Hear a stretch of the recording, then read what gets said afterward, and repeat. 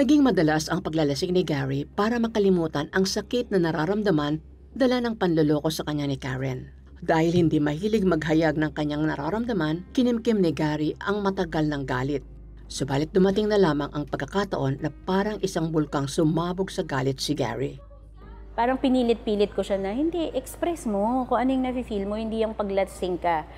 Tapos sabi niya, gusto mo talaga maramdaman kung ano yung galit ko. Hinagis niya po talaga ako sa bed, sinakyan. Tapos hindi ko alam kung sinusuntok ba niya ako or what, pero nag-end up po siya sa sinasakal niya ako. Parang nagdilim na yung paningin ko. Akala ko mamamatay na ako. Pwede pala niya na talaga akong patayin kung lasing siya. Hindi pa nga po siya lasing nun. Sa takot sa maaaring gawin sa kanya ni Gary, muling iniwan ni Karen ang asawa, dala ang mga anak. Nag-move out po talaga kami ng mga anak ko. Ulit, umuwi po kami sa parents ko. Tapos, kinausap niya po yung tatay ko. And my tatay said, kung hindi mo siya mapatawad, ibalik mo na lang talaga sa akin. Kasi hindi rin tama na nagsasakitan. Ganon. Ang ginawa niya po, pumayag siya na tumira ulit kami dun sa bahay namin, ng parents ko. Kasi parang ayoko na pong sumama sa kanya ng kami lang. Parang wala akong support, ganun. Nung nakatira po kami sa parents ko, hindi nakikita po ng parents ko paano siya magwala kapag lasing siya. Talagang nababasag yung mga salamin. Hindi na nakatiis ang magulang ni Karen sa nakikitang asal ni Gary, kung kaya't lakas loob na pinalaya si Gary ng ina ni Karen sa kanilang tahanan. At si Karen, tuluyan ang napagod sa paulit-ulit na away at walang katapusang pagtatalo nilang mag-asawa. Umalis siya lang din naman po mag-isa. So, yun po, naisip ko, ito talaga tapos na. Ayoko na kasi parang hindi naman po talaga naaayos. Parang ganon. So, gusto ko na lang po ng tahimik na life, magtatrabaho ako para sa mga bata, ganon. Muling nagkahiwalay si Gary at Karen. Nagpatuloy si Karen sa pagtatrabaho bilang call center agent at si Gary naman ay isang government employee. Nanirahan si Karen sa lugar malapit sa kanyang pinagtatrabahuhan at iniwan ang 3 anak sa pangangalaga ni Gary. Tuluyan ang nagkanya-kanya ng buhay sina Karen at Gary at nagkaroon ng kani-kanilang mga karelasyon. Siyempre, yung mga barkada ko, i-date mo to. Siyempre, alam nila yung nangyari. Sa kanila kasi, ako yung niloko. Parang ganun ang story eh. Yun nakikita nung iba eh. Ako yung biktima. Siyempre ako pa victim effect naman ako. Nasa akin yung mga bata, ako yung nahihirapan, ganito siya, buhay dalaga, ganun. Kinausap ako ni Gary na okay lang ba na ipapa-anal namin yung kasal namin. Sa akin naman po okay talaga kasi masaya ako dun sa buhay ko na malayo sa kanya. Although syempre po nagtataka yung mga tao, why would I leave my kids to his care when ako yung nanay. Pero pag iniisip ko, gusto ko pong sabihin sa kanila na kung gaano kasakit sa isang nanay mawalay sa mga anak, parang mas matindi po kasi yung sakit na kasama ko si Gary. Subalit sa pakiusap ng mga anak, napilitang magkabalikan sina Karen at Gary. Sa banibagong pagkakataon, muli silang nagsama. Kamusta mga kapuso? We're on the 3rd day following the love-hate, hiwalayan, balikan love story of Gary and Karen. Ooh, I'm sure pati kayo gulong-gulo na rin sa kanila. But to help us make sense of their magulong love story na hindi na magulo ngayon, ha? Please welcome back Gary and Karen once again. Hello! Hello! Wow, masalimuot. Yun lang yung word na it's like it's so confusing. So, teka muna. Question. How would you rate your relationship back then on a scale of 1 to 10, with 10 being the highest The na... best. The best. Oh. May lower pa ba sa zero? Negative. No, talaga? Hindi naman. Siguro mga 2 kasi meron namang masasayang konti. But most of it are... Hindi, alam mo kasi para sa akin, looking at the two of you today, may nakatagong 10 na love. Apo. May nakatago yan, di nyo lang na-observe nung time na. Yeah. 1 or 2. Kasi 1 or 2. honestly, hindi kayo magbabalikan. Somehow the Lord had this love buried deep within you. Yeah. Oo. Right. And in line with that, sabi mo kanina, Karen, mas kaya mong tiisin yung pain na hindi mo kasama ang mga anak mo than to go on living with Gary. Yes po. Those are big words. Yeah. Aside from your kids talking you into going back together, what made you decide to give your relationship another chance? Yun nga po, yun nga po yung rating ko, may 1. So may 1 na hope. There's still a chance. There's a chance. Kasi gusto ko naman, deep down in my heart po, gusto ko naman po talagang maayos. Yun. So, yun po. So we give it another shot. And that's no joke. I mean, we've been joking a lot about it. Pero yung nanakit siya, hindi biro sa babae yun. Opo. Diba? Violence is never it's a Either deal way, breaker sa yes, mga anak. violence is a deal Pero breaker in my for head many po kasi people. dati, parang I deserve it. Kasi I did something wrong. Ganun po yung thinking ko noon.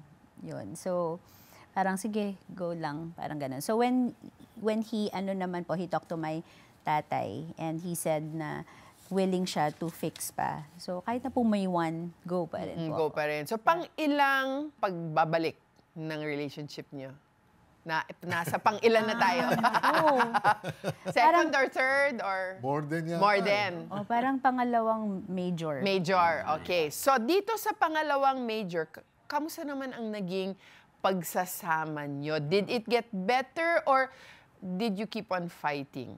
Pangalawang pagbabalikan, no? After a major thing. Naku, it was even worse pa nga po. Kasi parang mas marami kaming ammunition or bala. Na kasi, yung naiisip niya po yung naging boyfriend ko, naiisip ko rin yung mga naging karelasyon niya. So, parang mas lalo pong gumrabe. Parang ganun po. Mas worse. Isa pang question ako. Yung bang pagsama mo sa iba, parang sinasaktan mo rin. Parang bumabawi ka? Were you trying to get even? Parang gano'n? Hindi naman. Parang it's a rebound thing eh. Parang gano'n. Well, ginawa mo yan. Rebound. Pwede naman pala. Yung gano'n. Yun po. Pero going back sa question niyo yung kanina na yung paano mas naging worse pa nga yung sinabi nga ni Karen kanina. Kasi back then, yung nauna, lumalabas pag nakainom ako. Nagiging, Incredible Hulk ako noon. Nagbabago. Monster po. But this time, kahit na hindi na ako nakainom, meron kaming nakwento pa nga si Karen. Minsan, nanonood lang kami. I think it's a comedy pa nga yung pinapanood namin. Parang sinabi lang doon na may niloko ka. Pero mo, nagalit na daw ako doon. It would always end up dun sa ganun. They become Umiksi yung mitya. triggers. Nagkaka-trigger. Yes. As in, When dumami na you even yung just watch a comedy, Yes. there a trigger in the story will really be another source of a fight. Opo. Or yung maliit na fight po na hindi naman related dun sa mabigat naming away, it will, po talaga, Babalik mauuwi po talaga siya doon. Babalik doon eh. So, nagiging Sore point malaki. siya kasi talaga, di ba? It's a trigger talaga. Yes. Hindi na-resolve. Yes, Yeah. unresolved. Unresolved. Hanggang saan naabot ang pagtitiis nila sa isa't isa? Malalaman natin yan sa pagbabalik ng The 700 Club Asia.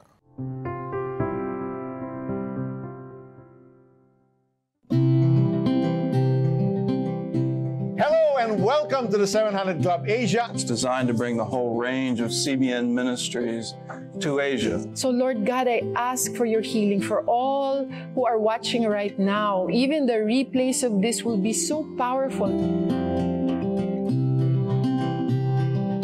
Lord, there's just so much pain and bitterness in my heart today. But Lord, today I want to surrender this pain unto you. Just play and, if you win, you're happy. Kahit naman sino kahit gano'ng kayaman ka pa. Lord, I give this pain to you. Give me the grace to forgive so that I can be set free, so that I can live a new life in you, God. I just point everything to Jesus, and He's the one responsible for everything. Join us on our mission to bring miracles into people's homes, one prayer and story at a time. Partner with us. Bilanggo ka ba ng iba't ibang hamon sa buhay at nais mong makalaya? Grace Beyond Measure. Imayin mo na! November 11 to 15 and 18 to 22, 12 midnight, live on GMA and on the 700 Club Asia socials.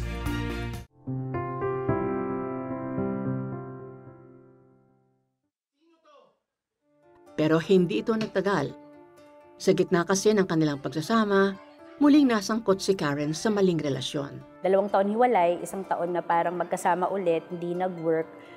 Kasi po parang ganun na naman. Ako po na nagkakaroon ng relationship sa work, ganun. Nandun na kami sa time na sa akin, point of view ko is wala na to. Parang napagod na ako yung babalikan kita tapos lolokohin mo ako. Parang ganun ang dating. Tapos talaga napagod na ako. Sabi ko sa sarili ko, wala na to.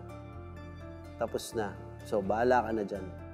Dati, di ba, nararamdaman ko na it's because of me. Kalokohan mo yan eh. Hindi mo inalagaan eh. Kaya nagaganyan. Tapos, in the end, yung huli na, wala na. Ganyan na yan. Sabi ko ganun. So sabi niya, ayoko na talaga. So nandun po kami nakatira nun sa bahay nila. So ako pinalayas niya ako.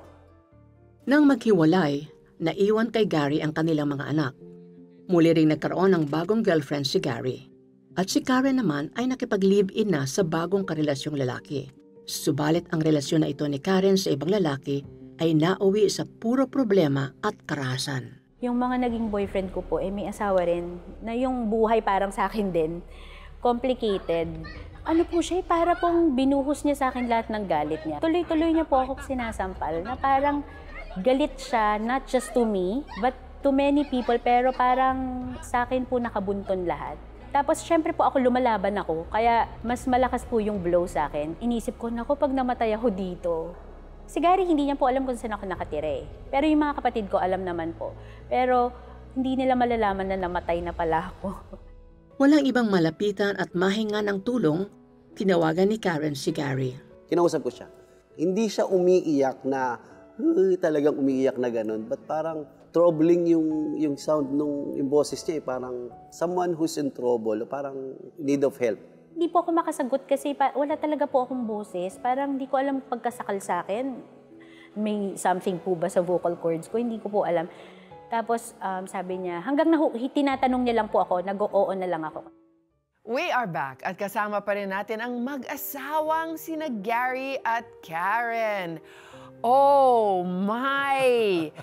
Medyo wala akong masabi dito sa yugtong ito. Parang akala... Diba? Teleserye na to. Hindi, parang it's a real life teleserye. At parang akala ko, the previous day when we were talking to you, I really thought that was the worst. Oh, ako rin. But now, watching this video, it's like my jaw is on the floor. Karen, paano ka ba na-involve?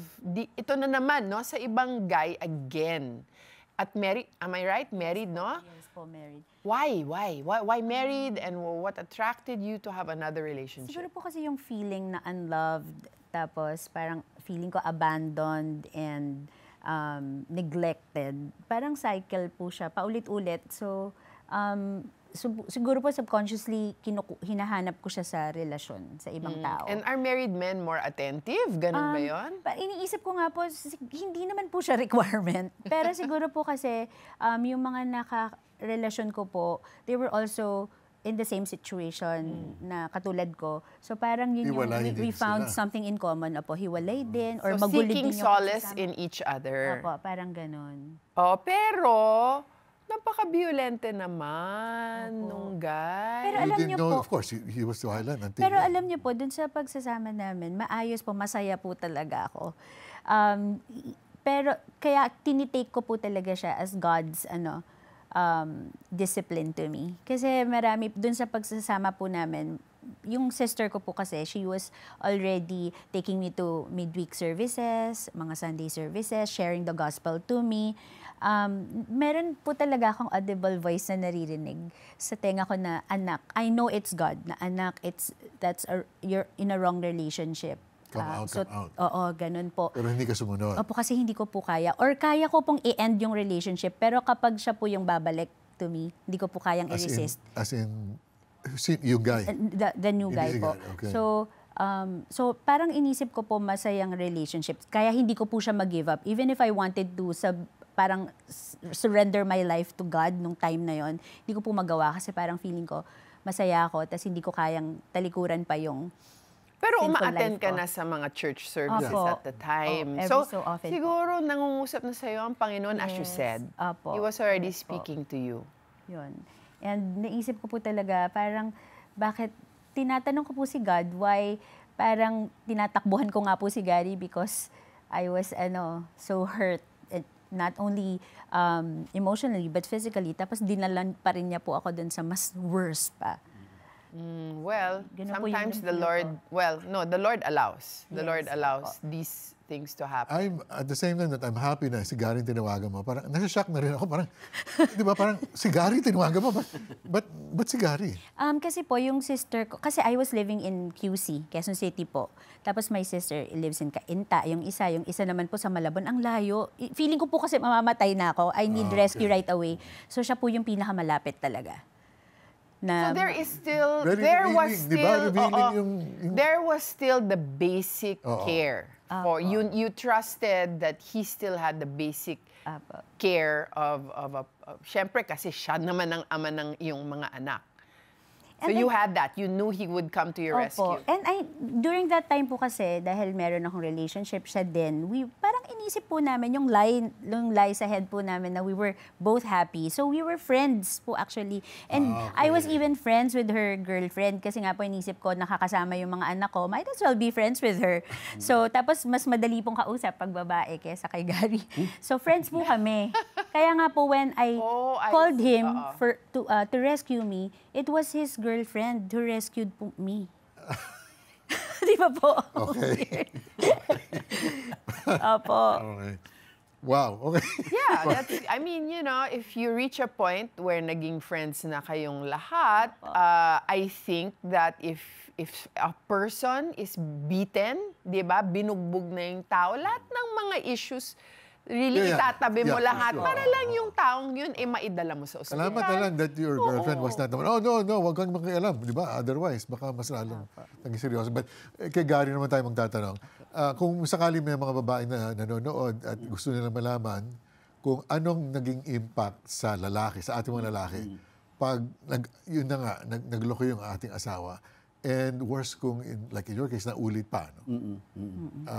Anong impact sa'yo? Well, yun nga, impact sa akin nung una is yung feeling na ako may kasalanan nito. Taken for granted yung asawa kong ganyan. Tapos nangyari na naman. Tapos pag umulit na, may time talaga na parang wala na. Ganyan na siya. Enough is enough, di ba? Tama na.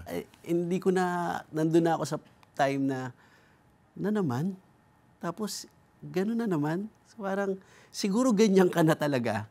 Wala na akong magagawa. So, bad. Anong tumakbo sa ulo mo when that happened, nung binugbog siya, tapos ni-rescue ninyo? What was going on in your head? Nung una, okay, nung sinabi niyang paparescue, gusto ko siyang i-rescue talaga. Of course. Sinabi ko.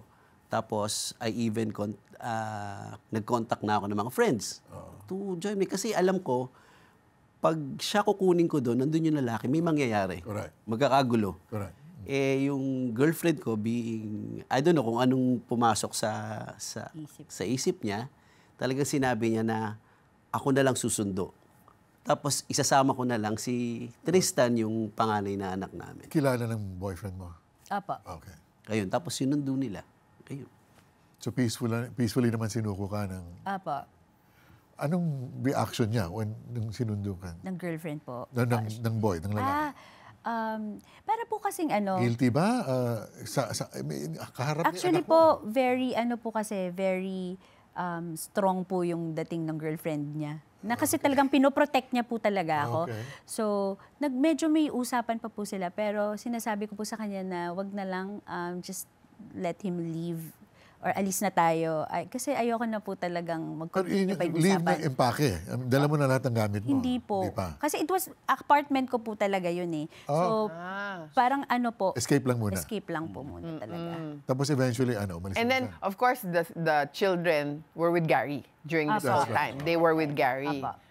So ngayon, you were friends or acquaintances with his girlfriend at the time. Ikaw naman, Gary, did you know the guy that she was with? Kilala ko pero hindi pa kami Never meet. So how did you feel about that, about him? Well, of course, I want to do something. Kahit may girlfriend ka na. Well, of course, parang siyempre, okay na alam ko Pero wag mo kaming Pagharap. pagharapin. Oo naman, kasi nananakit din siya, di ba? Oh, nung nanakit siya, mas lalo Nag-worse. Oo. Ikaw, Karen, when you were with the other guy, ano naman yung madalas niyong pag-awayan at bakit naman siya umabot sa ganun katinding pambubugbog? Ngayon po talaga, to be honest, hindi ko po alam kung anong pinag-awayan namin that very moment. Pero siguro po yung mga usual na pinag-aawayan ng any relationship, yung selos o kaya late umuwi, yung mga ganun lang po. It's just a normal Minor relationship. things create giant fights. So yung giant fight po namin na nauwi sa physical, hindi ko po talaga matandaan kung ano yung reason. Pero yun nga po, like what I mentioned earlier, para po talaga siyang naglalabas ng galit sa mundo. Parang ako po yung At nandun. ikaw yung parang point na kung saan niya inilalabas. So, Punching bag. oo, Correct, punching parang bag. ganun po. Typical, na they turn that,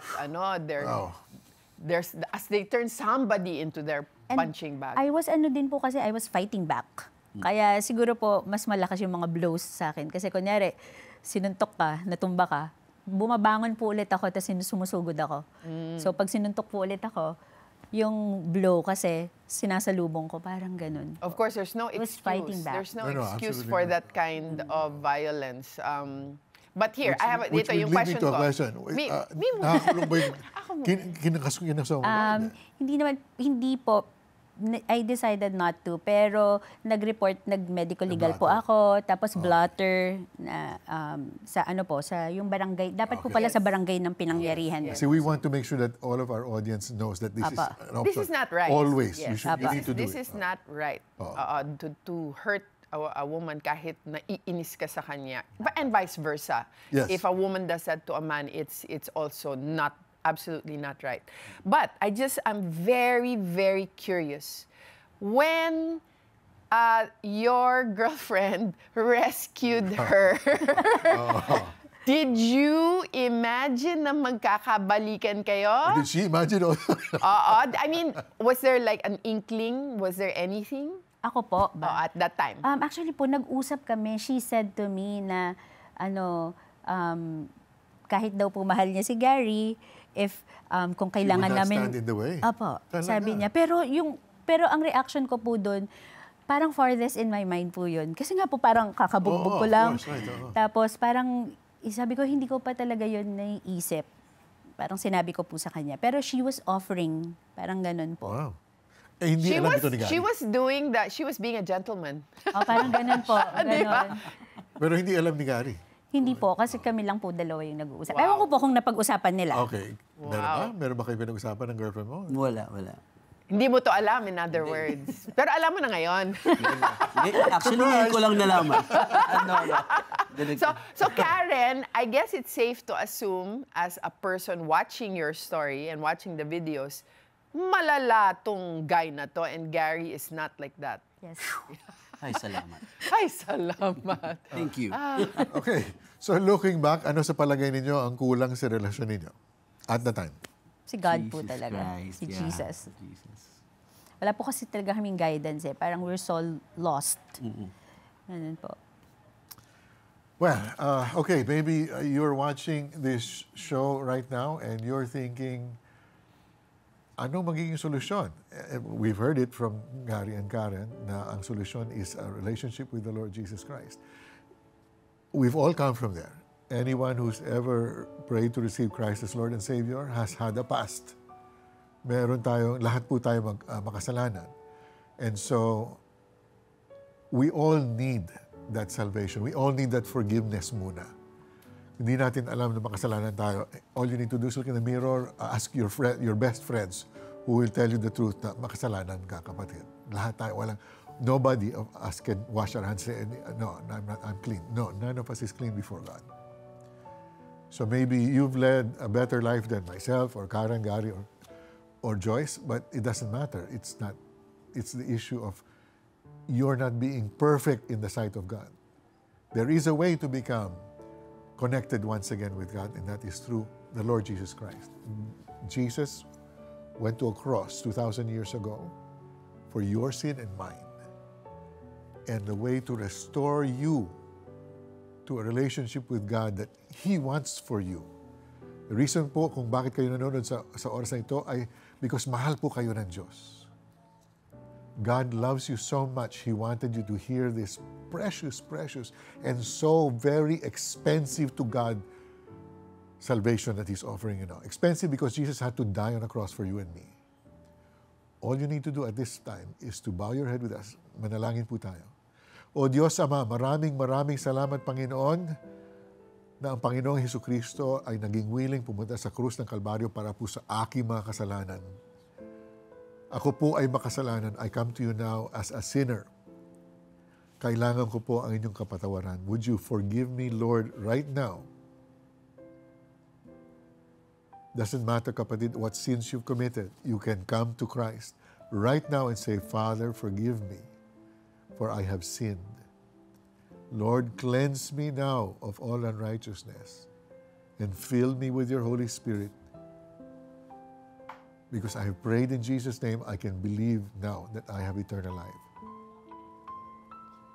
In Jesus' name we pray. Amen.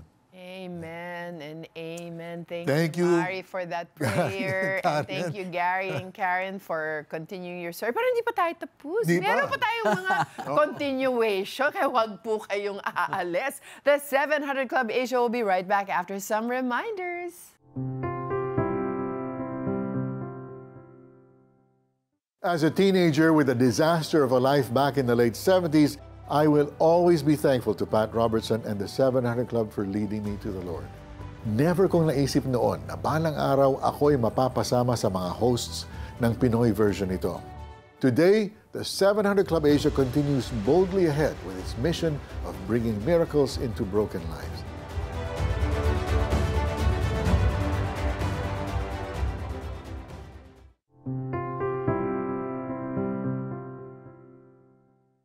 In marriage, it takes 3 to tango. You, your spouse, you, your spouse, and God in the middle. You know, it was God who taught us to love. And by keeping Him in the center of your marriage, right here in the middle, His love will continue to bind you together as one throughout your marriage. Amen and amen. Ecclesiastes 4 verse 12 says, though one may be overpowered, two can defend themselves.